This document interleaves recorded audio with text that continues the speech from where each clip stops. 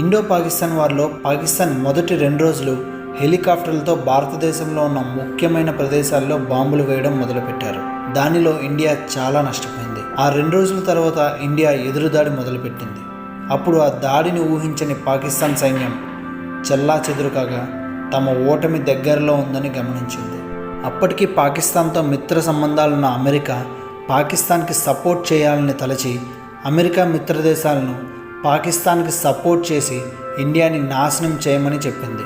అదే సమయంలో అమెరికాలో ఉన్న అత్యంత శక్తివంతమైన 7 ట్రూప్ అనే సబ్మెరైన్ని ఇండియా మీదకు పంపింది. అమెరికా మిత్రదేశాలు పాకిస్తాన్కి ఆయుధాలు పంపడం మొదలుపెట్టాయి.